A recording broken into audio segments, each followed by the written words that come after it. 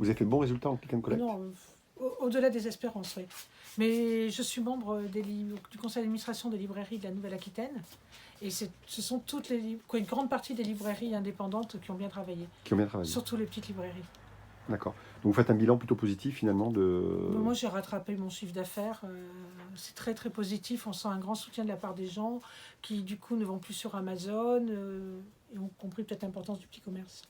Sur la période du premier confinement, comment ça s'est passé? On n'était pas dans la même chose parce que le premier confinement, on ne savait pas, on n'avait pas de masque, on n'avait pas de gel, on n'était pas équipés, on ne connaissait pas du tout ce virus, même si on ne connaît pas très bien aujourd'hui, mais enfin, on a quand même les moyens de s'équiper, de se protéger davantage. Donc, on peut travailler.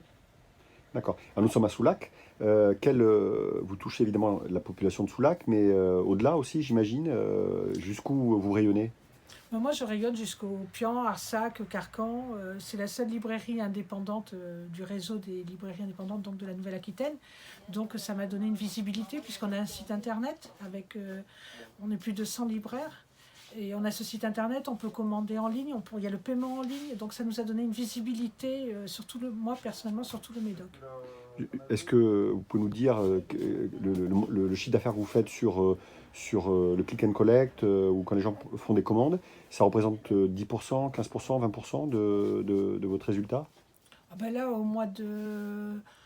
sur l'année, vous voulez dire, à Sur peu l'année? près, ça va faire, en click and collect, ça va faire à peu près 10% du chiffre d'affaires. 10. Parce que l'État nous aide en plus jusqu'à la fin du mois avec des frais de port à 1 centime pour un petit peu se coller sur les géants du web, hein, comme on dit.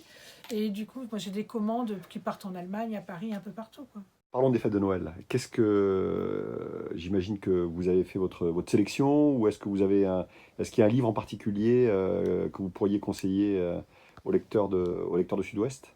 Alors, Betty de McDaniel, Ouais. C'est un roman américain, un roman un peu noir, il y a 700 pages, mais moi j'ai avalé ça en 4-5 jours. Hein. En 4-5 jours? C'est vraiment un super roman noir.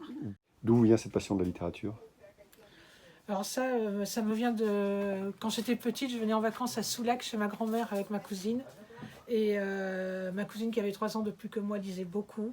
Et justement, si je voulais pas m'ennuyer, il fallait que je la suive, quoi. Et c'était mon modèle, donc je lisais derrière et j'ai toujours lu beaucoup, beaucoup. Votre roman fétiche, est-ce qu'il y a un roman qui vous a marqué à travers toutes ces... Ah ben moi, c'était Autant n'emporte le vent. Quand j'étais jeune, je l'ai lu au moins 10 fois, quoi. C'était...